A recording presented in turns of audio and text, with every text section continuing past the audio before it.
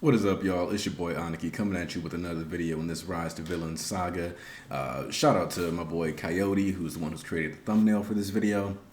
Go ahead, like, subscribe, follow his channel. You know, he's got his own thing too, so I'll make sure to link that in the description. But I kind of want to just dive right into this. And like the first thing that you have to realize when you look at Ending is that he's Endeavor's personal stain. And what I mean by that is that we got an era of All Might.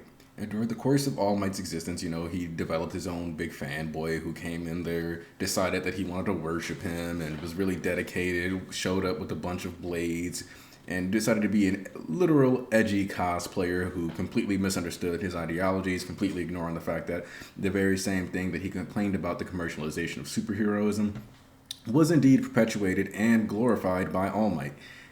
So, how does that tie into Endeavor? Well, first off, the easiest comparison is that these are both two heroes who, due to the circumstances, or two villains, sorry, who, due to the circumstances they put NG Todoroki in, allowed for him to be in complete shock and completely root him in place, while others either took action or because of the actions of others, the problem was avoided. During Hoso City, the boys had already damaged Stain enough that while, yes, he was able to shock and make Endeavor not want to move, he also was just messed up, so he couldn't like fight for that long. It's important to also notice that these opportunities are both presented by having a hostage of some kind. During Hosu City, he could have just roasted Stain right there and had to choose not to due to protecting the body of Deku. However, with Ending, it's a little different because Ending goes and takes Natsuo, is flinging vehicles and all kinds of things. But the thing that Endeavor has to protect here instead of the physical body of Natsuo in this moment is his ego and his spirit. Ego makes it sound worse than it actually is, but rather his ability to feel emotionally valid and viable as a person. So in order to protect his personhood, Endeavor freaks out, freezes, and the three boys have to go in. So you can already see where the parallels between the two are kind of heavily established. But then you also have to kind of look at the fact that Ending saw NG Todoroki as the potential endpoint for his life because he viewed him as a person who was not only capable of intense violence, but a person who sought it out. He looked at him after seeing him catch Takami the Thief, who was likely caught years before their encounter, because Hawks being at the age 20, spoiler alert for those of you who have not read this far, but for some reason are watching a video on Ending, but it is confirmed that the thief Takami during the that is mentioned by Ending was in fact Hawks' father, which means that when Hawks was like 4 or 5 before he entered the hero program, more than likely, Endeavor did that. So it took about 7-8 years before Ending actually got around to doing enough stuff and gathering the attention of Endeavor. But that didn't change the fact that seeing him perform a heroic act, seeing him effectively save someone and go ahead and try to stop a criminal made Ending decide to worship him in the same way that seeing All Might on the scene defeating people led to his own twisted admiration. Now, in this case, Endeavor being a person who didn't do the talk show circuits, who wasn't big in while yes, he has his own brand of coffee, it's not like he was going out of his way to do interviews or in general any forms of real fan service besides the cheeks that Horikoshi gave him. Now, that isn't to say that it's impossible for Ending to know details about Endeavor, but the reality is that he didn't have a full grasp on his psyche, and the only real information that he got that could lead him to believe he understood Endeavor was the byproduct of the fact that we know that using those flames, he has occasionally injured people and is known for being a little more violent, you know, just snapping. But at the same time, I think that's kind of partially the byproduct of lighting people on fire. Now, he even goes so far as to liken himself to a Nomu, claiming that he is in between, so therefore a hero should have no qualms about killing him, and that's what makes him a viable candidate, and that the thing that he is most attached to is the idea of ending his own life on his own terms, and therefore Endeavor, the one whose flames are reminiscent of autumnal leaves, the beauty, the fire, the destructive capability that he's decided to idealize and worship, is the method of which he should lose his life. Now, Endeavor, however, was not trying to be a murderer. Endeavor has never set out to be a person who just goes out killing people. Endeavor has always set out to be a hero to his core, to be the number one hero. He just so happens to cause damage in the process by overcompensating, using too much force, and trying to live up to All Might, which is something that he was never going to be able to do due to the power of One for All, but he was not aware of that. So Ending, being a person who doesn't have, access to this information, does not know about Endeavor's, hero complex and his inferiority issues in comparison to All Might, and his desire to be better than All Might, even though that's literally impossible, which he will eventually find out. In fact, I would argue that that might be one of the reasons why Endeavor doesn't die during the current arc, just to make sure that he finally gets to learn what a One for All really is, and to a certain degree finally have a bit of closure on why his life was never the way it was. Because the reality is that I think that with the amount of things that are being taken from him, there might need to be some balance to his life to where he could be like, well, at least I was the strongest hero just off of my own quirk. But I digress on that point.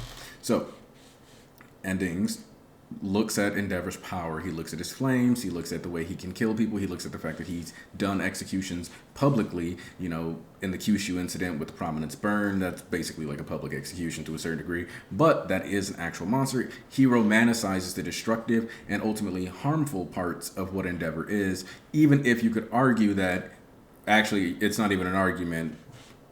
Hood deserved to die. Hood needed to die. There was nothing that he could do in that situation because no other heroes were even on the power level to, get involved in that fight at the present time until Murko showed up. And she didn't show up until way after the fight when Dabi had already pulled up and had a conversation with Enji. Not a good situation to be in. So this romanticization of what Endeavor's impact can be on other criminals led to Ending deciding that he would go find Endeavor and be murdered by him.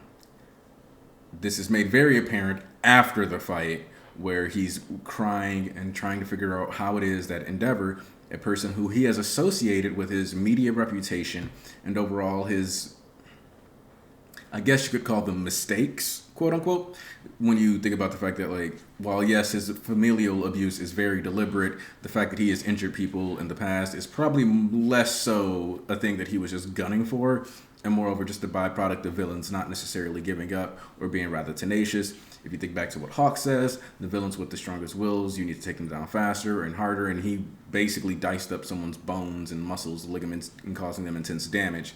So if you look at it from that perspective, sometimes heroes go for blows that are heavily damaging and hope that you live. Even if you cut back to the Host City incident, with Endeavor, you have him kind of burning the Nomu, and he's like, oh, you can survive that. That's a low temperature shot meant to KO my enemies, which means that Endeavor is consciously trying to not cause massive harm to people, even when he is trying to take them out. So Ending's entire philosophy is skewed and wrong, in the same way that Stain is incapable of actually understanding All Might, and Ending never had a chance because both of them are just hollow cosplayers looking for a way to either more or less free themselves from their inadequacies, in the case of Stain, where he probably wasn't really doing that good of a job at becoming a hero within the context of the school framework that he joined. And in Ending's case, his life wasn't capable of going in the direction he wanted, so he misplaced his faith and hope into Endeavor, who he even admits has more than he ever could, and that part of the reason why he wanted to die is because he just didn't have anything to protect or live for. So when you factor in that Endeavor was, quote, his goal or his ambition, it became a thing where he was like, you have all this power, you are dazzling, you have the charisma, you have a family, you have celebrity, you have clout, you have money. And Ending is not aware that his family is messed up. Ending is not aware that he's not happy with being number one. Ending isn't aware of basically anything that actually has to do with Enji Todoroki. In fact, Ending and Stain don't actually like Endeavor or All Might. They like the idea of Endeavor and All Might. They like to think they know what these people are about and chase them and pursue them in hopes that they can get their approval in some form or twisted shape of way, with Stain thinking that if I go and murder people and make them act more like All Might, that's something that All Might would be proud of, and even going as far as to say that there's one hero that can kill him, and that hero that is allowed to kill him is All Might. Horikoshi does this intentionally because both ending and staying work as commentary on fandom culture or stan culture in general, where there's a certain level of obsessiveness that gets applied to these people, making them either larger than life or different from the humans that they actually strive and set out to be. So when you see the cosplayer with dripped in blades who's a literal edgelord, or the guy who's ending, who takes the beginning of Endeavor's name, but then also you pair it with the fact that he's literally trying to die, at the end of the day, it's just a case of notice me senpai. It's not exactly healthy. And by it's not exactly healthy, I mean it isn't healthy at all. In fact, it's a complete misunderstanding of who Enji Todoroki is. But that's the kind of nature in which we have in fandoms, where people become attached to the author's works or their ideas or their ideologies or whatever it is. Maybe they just think the art's funny or great, or they think the jokes are funny. And then like you have this larger than life worship culture, i.e. One Piece with Goda, where they basically say he's a god.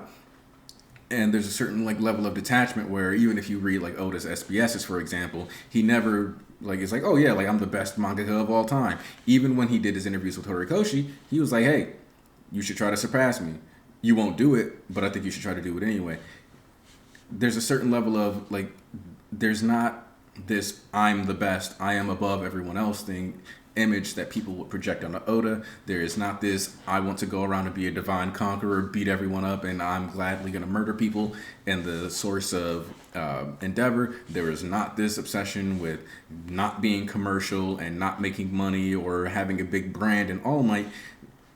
What is there is the effectiveness, their ability to get their jobs done, and their ability to be appealing to certain people and create, in effect, a better world for those who actually are invested in them, or just happen to, I don't know somebody who would have been really depressed if they didn't read One Piece, in the case for the IRL connection.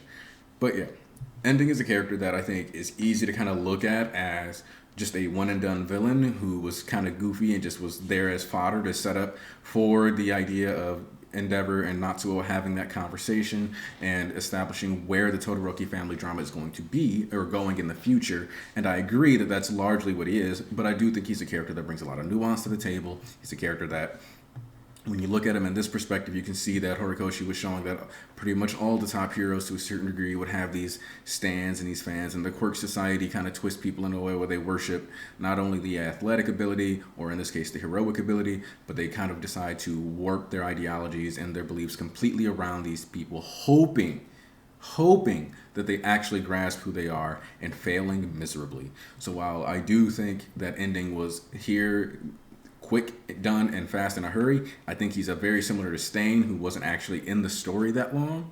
Keep in mind that Stain was actually only around for about 3 episodes, which maybe about like 10 chapters.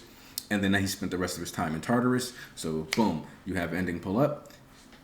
He's gone.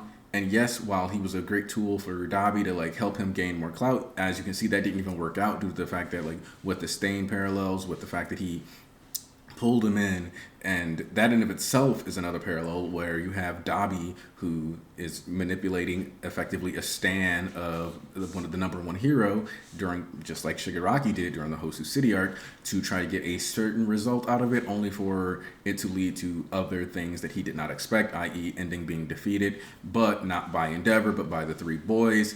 So mixed results, not exactly what you intended, not exactly going to be the thing that gets Endeavor in the news when he's being upstaged by other people. So that's something to think about. The way Dabi's plan worked wasn't, it kind of backfired, but not to the extent where it's noticeable. So yeah, you have this idea that he's a pawn, yes, but he's also a character that is reflective of both the ideologies and behavioral patterns that you see within Stain and just in general within stan culture in our society. So if you enjoyed this analysis, or if you enjoyed this discussion, or you'd like to see more videos, make sure you hit like and subscribe. Comment below if you have anything you want to say about this. Like I said, special shout out to my buddy Coyote, aka Uma Death Flag. I just really wanted to get this video out here because I had promised to do it. And Ending and what he represents within the story and what he reflects of Horikoshi's writing style, of making sure to bring those parallels home, making sure to really accentuate his ability to loop story arcs back together in the same way that Hosu City was Deku's internship with Gran Torino. This is another internship arc. You pull these things together and then you get to flesh out the Todoroki family drama even more. You had the drama, you had a bit of the drama and the tension when you had Endeavor and Shoto running through the streets together. You get to have the family attention now, where they're in the streets together as a group and actually supposed to be working together. So overall, just Horikoshi doing a great job making callbacks within his own series, but then also foreshadowing things that are yet to come within the narrative. So that being said, you could also expect to see eventually, if we get older Deku, if we get older student content, where as time goes on, you should be able to expect to see more Stan culture or another Stan caricature to pop up within the series. So, hope you guys enjoyed the video. Hope you have a wonderful day. This is all I got to say. Aniki out.